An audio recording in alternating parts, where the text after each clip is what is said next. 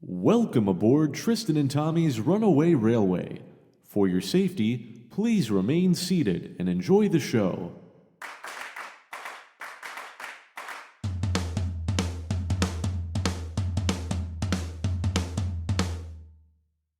Welcome to Please Remain Seated, a theme park podcast hosted by two theme park enthusiasts that work for the industry in the theme park capital of the world, Orlando.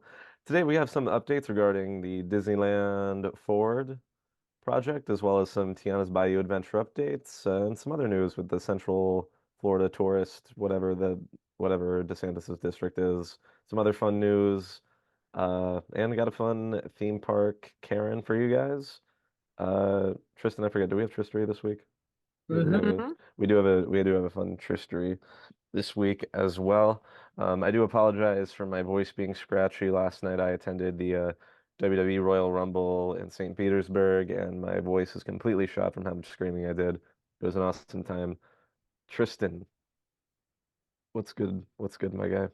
Hey, it's been a hot minute. I've been traveling, same old thing. I went to New York, saw New York City for the first time. I had tonsillitis. Um, Working a newish job. I facilitate classes now at my Good at my place soup. of employment. All right. And we're here now. I'm So happy we to be both have here. messed up voices. We certainly do. I have a little sore throat from facilitating a class this morning, but also I can tell you Yeah. tonsillitis is no fun. Yeah, no.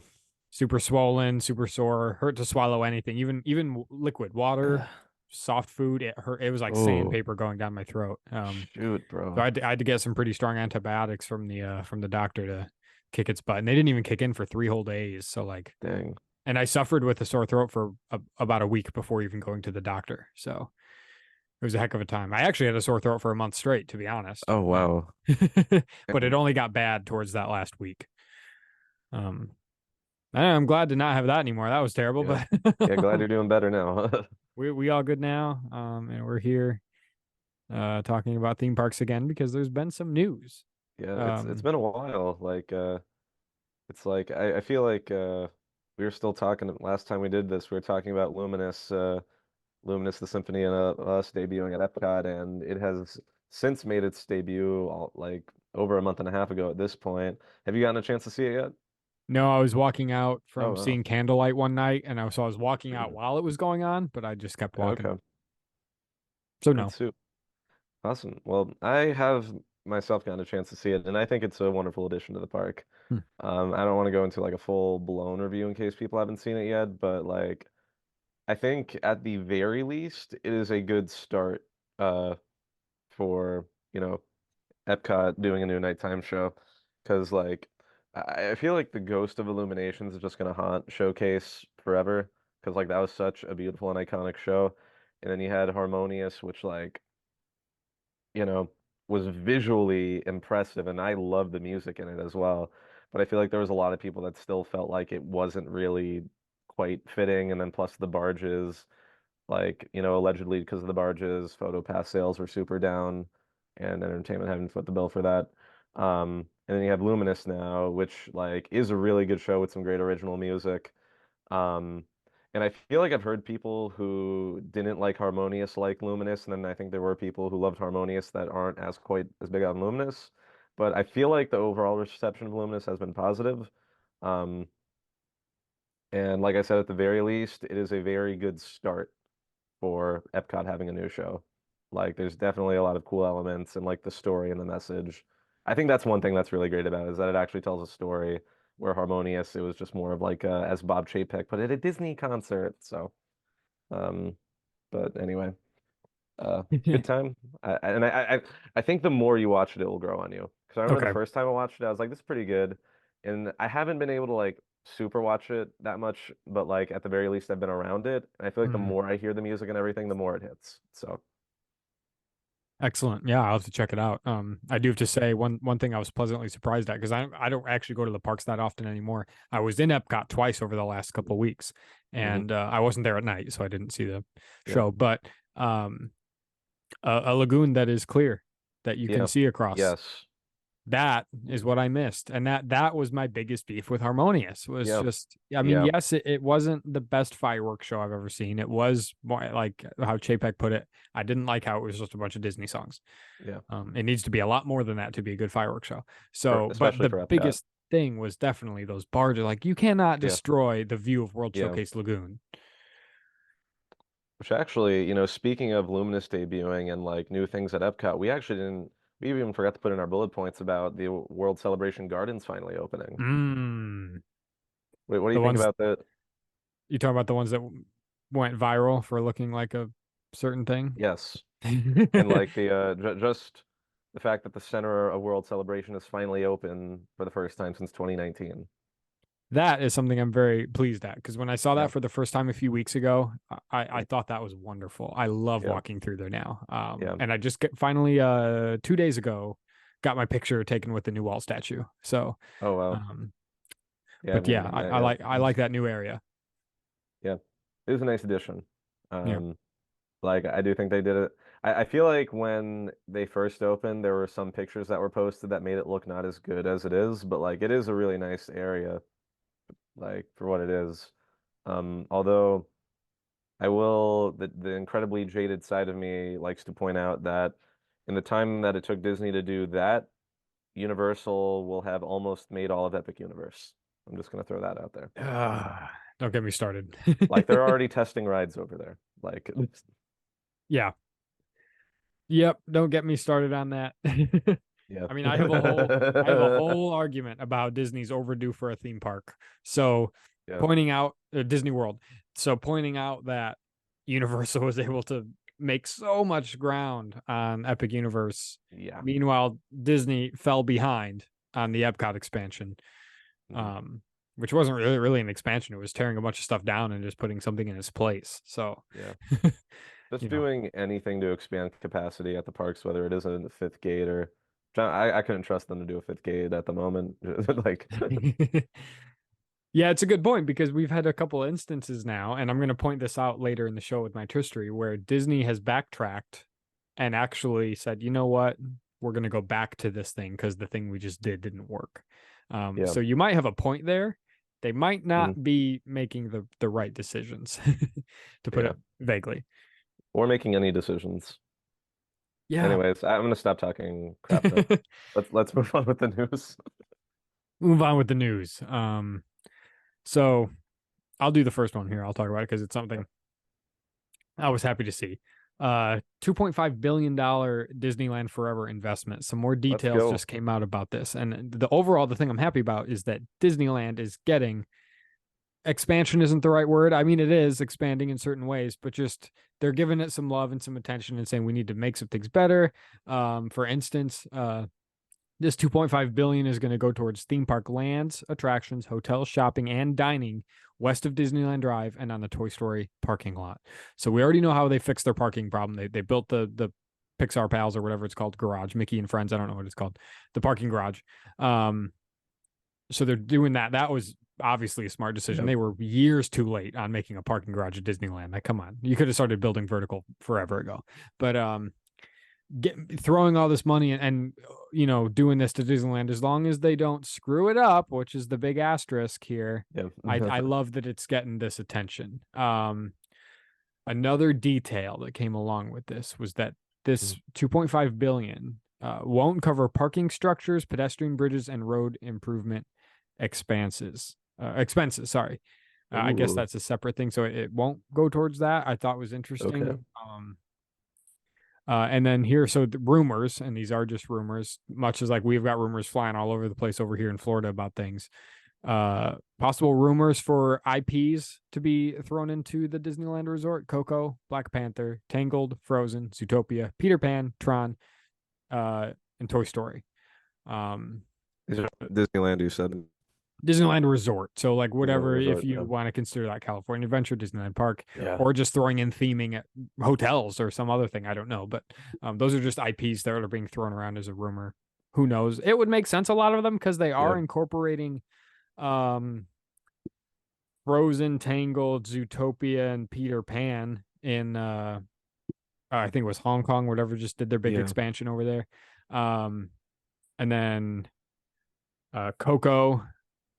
Are they doing something with Coco? Was that one of the rumors for Florida? Is something Coco related? I don't even remember anymore. That's it's one of their blue sky things. Like the first time they mentioned Beyond Thunder Mountain, they talked about Encanto and Coco there. Hmm. But then the last time they announced a blue sky idea at Animal Kingdom for Tropical Americas, they mentioned Encanto. And I don't think they specifically said Coco, but in the artwork they implied a flat ride that's themed to Coco. Hmm. Um, so they were initially thinking Encanto and Coco in the Kingdom, but now possibly Animal Kingdom. So at some point in Florida, we are going to get Encanto and Coco. It's just a matter of where and how. Yeah. Yeah, definitely. So I'm not surprised if those rumors end up being somehow true or there's some Yeah, validity to them. And then I guess one thing that is confirmed that this money is going to go towards his new police and fire departments, for good. Disneyland, which will be nice. Yeah, I'm sure they need their own. Like to be. I mean, it's an yeah, expansive place over there, not as expensive as we have here in Florida with yeah, the Walt Disney World Resort, but still. yeah. It's like, not working over there. I don't know exactly how it works, but like living in Florida and knowing stuff about Reedy Creek, it's like that is a great system Disney has. Had What? had Had? had. Had, oh, yeah. Had still, I mean, they Kind of anyway, do, sort of, kind of do but whatever. we're actually going to talk about that in 2 bullet points. But our next one, I don't know. I feel like I'm controlling the news here. That's okay. No, you're good, man. I like this. I like being in control. Yeah. Tiana's Bayou Adventure. We got a couple more details added to All the right. website. Let's hit Uh, it. First of all, I can say that I was in Magic Kingdom a few days ago. Construction coming along very nicely on Yeah. Tiana's Bayou Adventure. It's looking pretty nice over there so far. I hadn't even been in Magic Kingdom since Splash Mountain was still open. Prior Oh to a wow. few days ago. That's how long it had been. So I went over Dang. there and like I'm used to Splash Mountain. And Yeah. I go and it looks wait, I mean it's still recognizable as the same structure, but man, does it look Yeah. different. So I'm glad they're making that much progress this quickly on that. Because it's kind of the opposite of how Disney's been doing things lately with progress. It seems like they're Yeah. behind on everything all the time, or something gets scrapped or canceled. And Yeah. but anyway, so the new information, a height requirement, 40 inches. So they did finally come out with the height requirement of 40 inches for the Is attraction. that more or less than it was before? That's a good question. I don't know. I'm gonna go look that up. Yeah, give it a goog. But so that's added, and then one interesting thing that I had to double check on both Disneyland and Walt Disney World's website is that it is opening in 2024, but just 2024. I do think we covered on a previous episode that it used to be a specific time in 2024, and now they're no longer saying that. They're just saying 2024 for Tiana's Bayou Adventure in both Disneyland and Walt Disney World. Interesting. Just 2024. Yeah, that's all it says. So, Okay. It was 40 inches before, so that makes sense. yeah. I can't imagine the actual ride experience, in terms of the ups and downs of the drops, the ride path, and things like that Yeah. being really at all different. Yeah. No. I suppose it's possible, but I highly doubt it. That seems like a complex structure to have to I don't know, rehab in that way. If you think about it, it's like this Yeah. giant structure that has a bunch of different tanks of water at different levels Yeah. throughout the mountain. Like that cannot be an easy thing to gut Yeah. that or to do anything really It's crazy with the yeah, and ride. like it's a long ride too. Like what the ride experience is like 12 minutes. Yeah. Like the average dark ride is like, at least half that length. Yeah. Hopefully it stays that way. Yeah. I can't imagine them doing anything too short in it. I don't know why you would, but who knows? So anyway, Tiana's Bayou Adventure, I'm excited for that. When the Yeah. news broke about that, I was like, that makes sense. That makes Yeah. sense. It's Very a tricky excited. thing to close a classic attraction like that, but to Yeah. put something in its place that people will like. Yeah. And I gotta say, I don't really hear anybody say they don't like Princess and the Frog. Yeah, That no, movie it's a great solid. movie. It's a great Yeah. movie. It's a Um, fantastic movie. And and like thematically, at least at Disneyland, it's gonna fit right into New Orleans Square, which is gonna be freaking awesome. yeah. It's like, there's rumors about, Frontierland changing into a Louisiana and like New Orleans area with Beyond Thunder Mountain kind of being like a new Frontierland type of area if they ever actually go there, Mhm. since Thunder Mountain will still need a home. But I mean, honestly, like my take, as long as they do the theming inside the ride and everything justice, because it's like, everyone upset about Splash Mountain being rethemed. You can't name me a single character in that ride. It's not about the characters, like it's about like how well they worked with the theming. Like that's kind of always been my opinion on theme park attractions is that I don't care what the IP actually is. Like if it's an IP I like for instance in Frog, great, but like do it justice as well. Like for example, Harry Potter, I do not care about, but the Harry Potter lands at Universal and like Hagrid's, incredible. Mhm. So just do it justice. Yeah, absolutely. If you could make a land or an attraction that doesn't rely so heavily on the IP attached to it that it's still enjoyable for everyone, then that's, Yeah, I mean, I gotta say, exactly. I had my friend, my best friend from back home, Lane, down here. Just that's why I was in the park so much recently because we went to all four, and he doesn't care for Star Wars, doesn't watch Star Wars, hasn't Yeah. seen most of the Star Wars movies, but man, was he impressed with Rise of the Resistance. Yeah. It's How one of can you those not? things. Like you said, Harry Potter is the Incredible. same exact way. The first few times I went to Harry Potter Land, I hadn't seen any of the movies. I've since seen them all, but like that land holds up on its own. So yeah, if they can do Yeah. something like that with this too, that'd be Yeah. magical. I'll ask.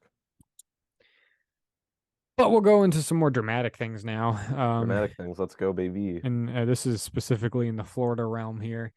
Okay, so Bridget Ziegler has participated in the Central Florida Tourism Oversight District meeting on January 24th, despite an ongoing criminal investigation on her husband, who Florida Republicans have since ousted. Bridget Ziegler is also the author of the popularly nicknamed Don't Say Gay Bill. Fun fact.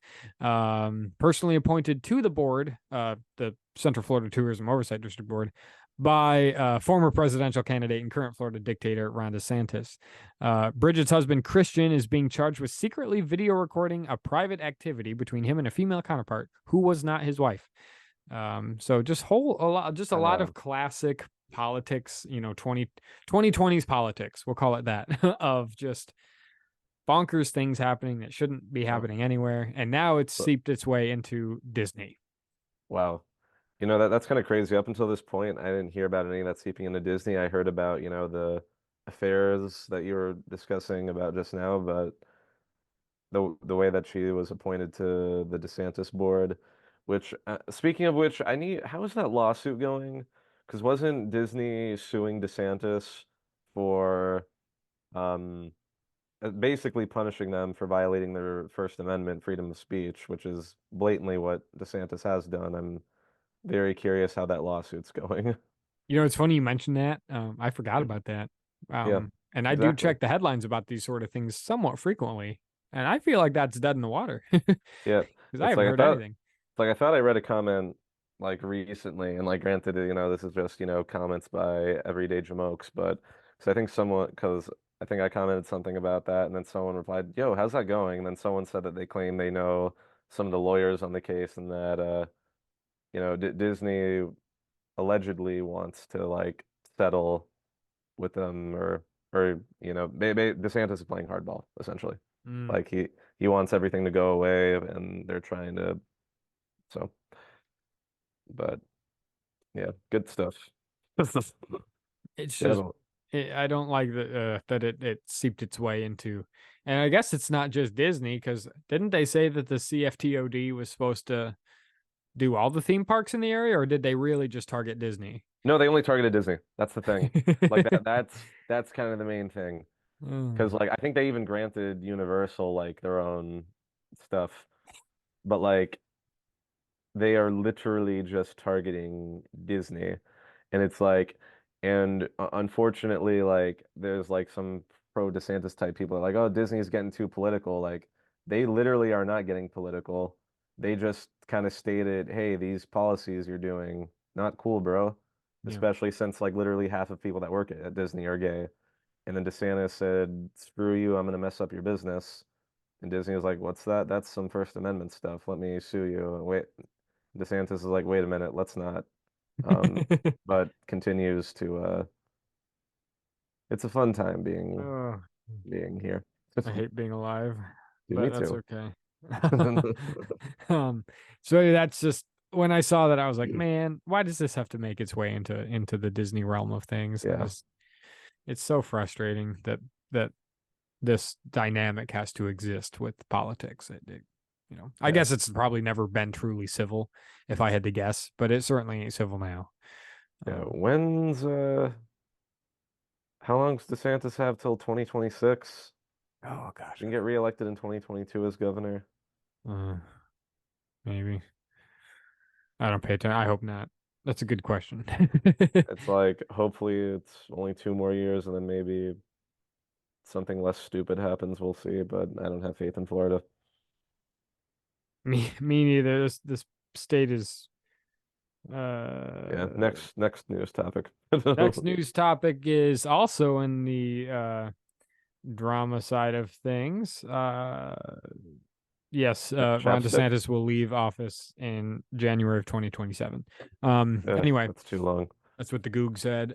Bob Chapstick has been named to the board of directors to health technology company Massimo, meaning that he can now assist in being directly responsible for the deaths of thousands.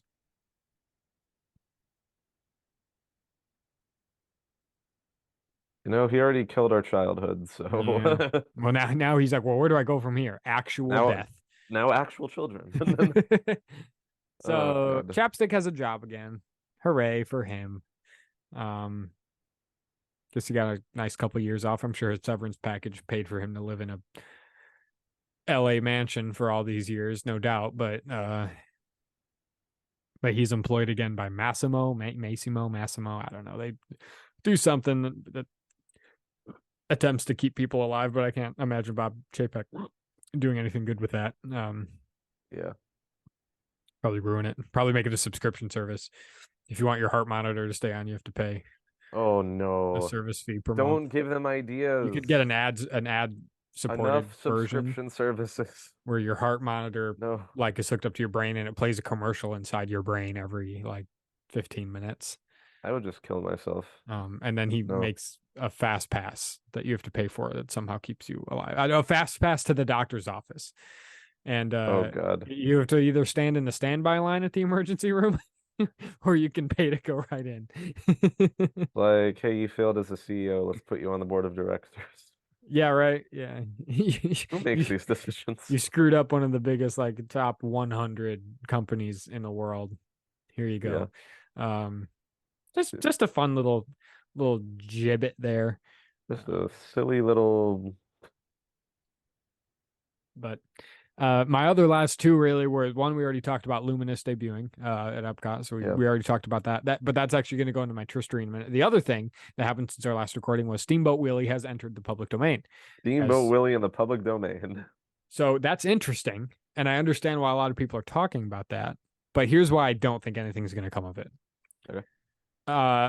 Yes, I think they might be able to use certain aspects of the image of Steamboat Willie without any sort of legal repercussions. However, there are other aspects of the Mickey Mouse character that I don't think you can touch without getting the pantsuit off of you.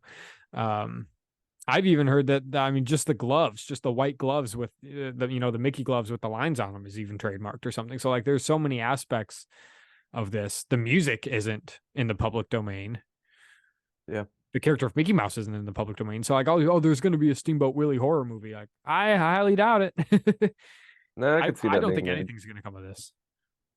Like, I mean, I think it is just this very specific image of Mickey Mouse as Steamboat Willie.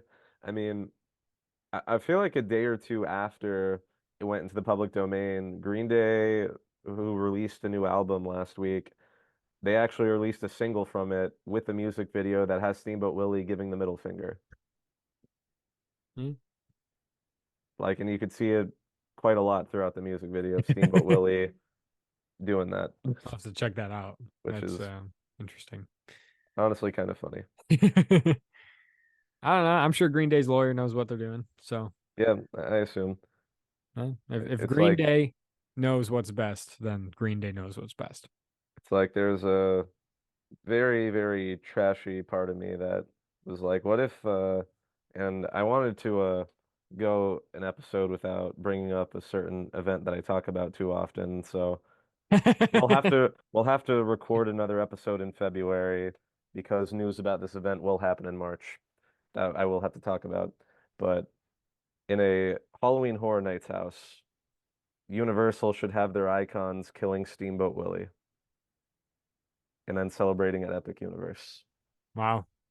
That would be very trashy, and it would not be a good look probably, No. but it would be very funny. I like So, that idea. right? Like I feel like they probably wouldn't do something that stupid, but I think it would be funny as I drink out of my HHN mug. You are obsessed, dude. You're just you Here's the thing.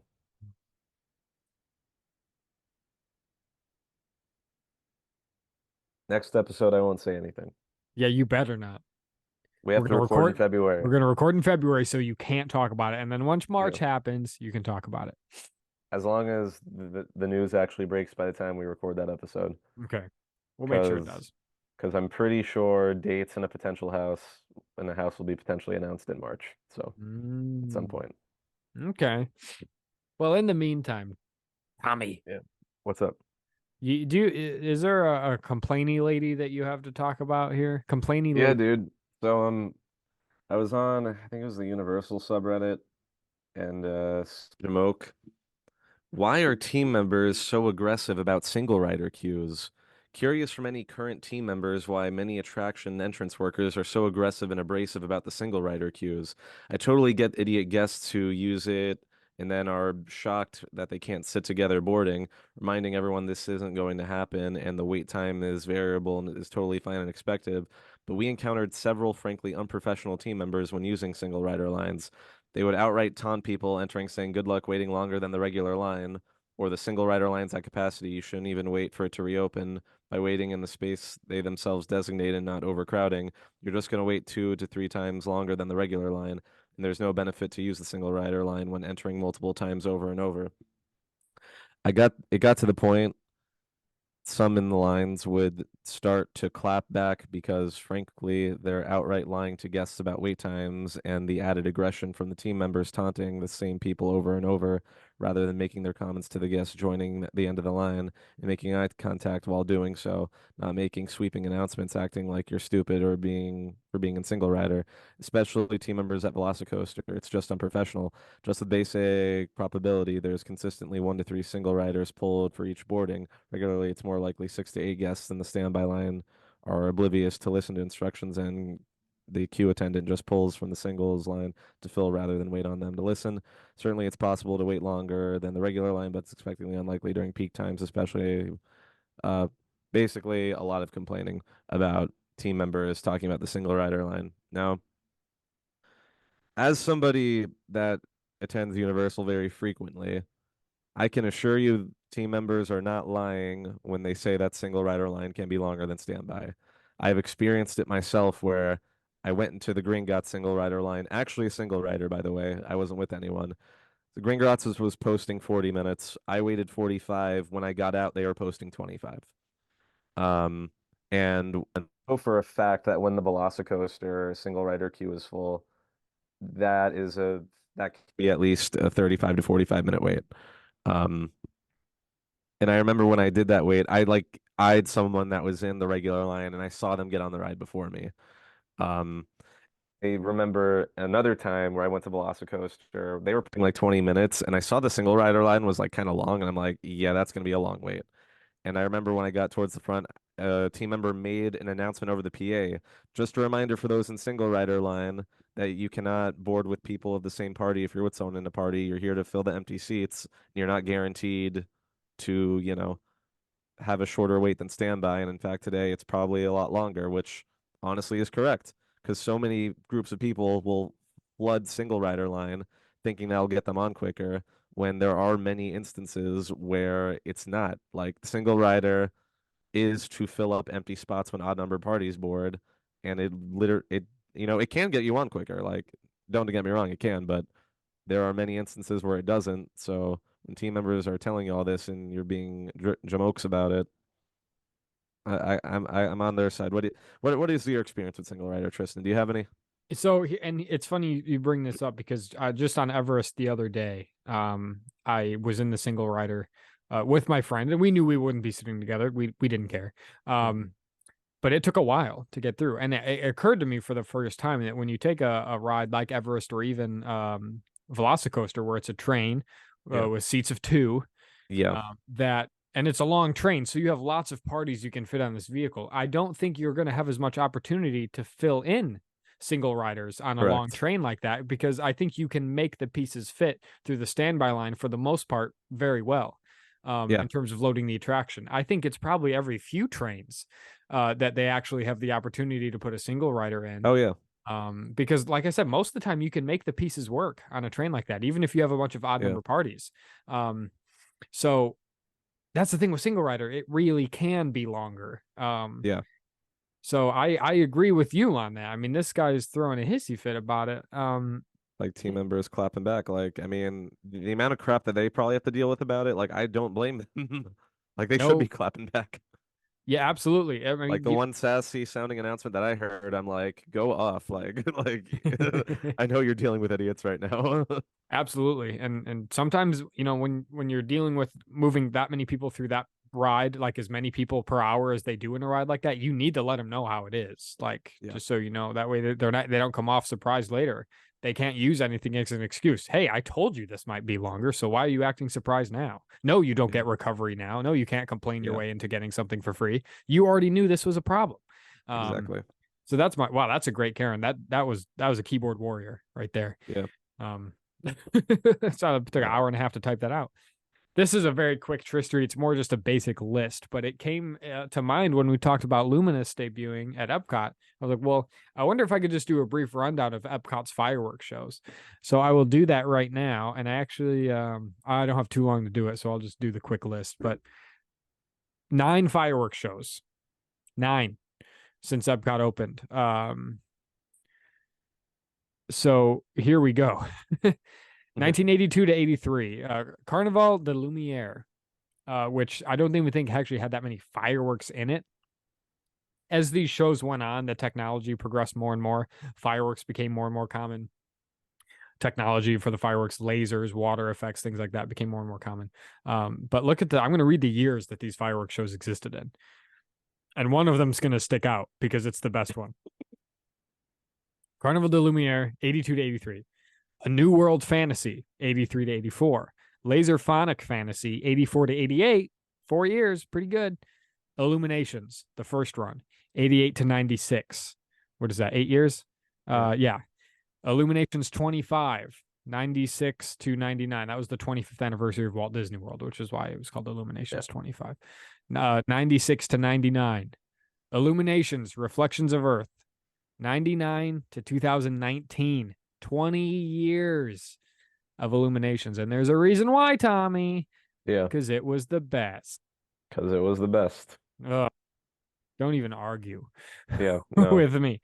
This is a fun one. Epcot Forever. 2019 to 2020. July 2021 to September 2021.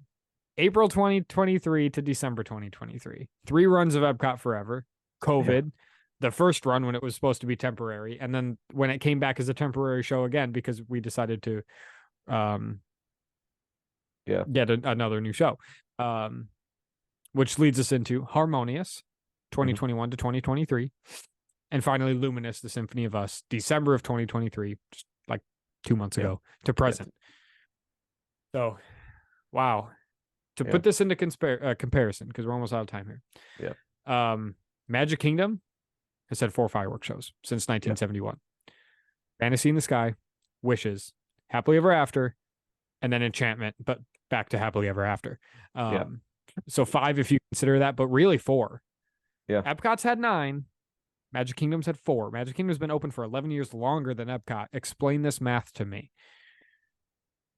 You know, they had something, and and don't get me wrong, like I appreciated Epcot Forever for what it was. Like it was a temporary show, so I appreciated it for what it was. And then Harmonious, I I did really like that show and the music, but I definitely get the issues with it. And then Luminous, we'll see how long Luminous lasts. Like I If think it is solid, but yeah, I'm sure it's decent. I still have to check it out, but I'm sure it's decent. But if it lasts like 4 or 6 years, it'll already be more than most Epcot shows, yeah, apparently, and that's yeah. not even that long. Um, but anyway, so I just thought that was interesting when I saw how many. I knew off the bat there were less Magic Kingdom shows than this. I was like, wouldn't it be funny to compare the two? Yeah. Can't believe it's only 4. How long was Wishes around? Wishes was there from 2003 to 2017. So the first show was around for like 30 years. Yeah, Dang, that's Fantasy. crazy. Well, if, I don't know if Fantasy in the Sky was there in 71. Okay, got it. I don't know if they had anything in 71. Um, I did a quick brief history of Got Magic it. Kingdom Okay, fireworks right before this, just to gotcha. look at it. But it was certainly around for a decade Yeah, or two. I mean, Wishes was there for 14 years. Um, I loved Wishes, but yeah, that's another yeah. topic. Yeah, Wishes has a lot of fanfare. Yeah, Like, loved it. Loved like Wishes. I definitely saw it as a kid, but I don't really remember it very well. Yeah, but a little bit of Tristry, a little bit of news, a little bit of Karen's. Yeah. Tommy, talk us out, my lad. All right. Well, thank you guys so much for joining us. Joining us on this episode of Please Remain Seated. Hopefully next time my voice will be recovered from the Royal Rumble and Tristan won't have issues with his tonsils anymore. Make sure to like, comment, subscribe, rate 5 stars, give us money, yada yada yada. Tristan, did I forget anything? You got it, my lad. Goodbye. Good night. Cheers.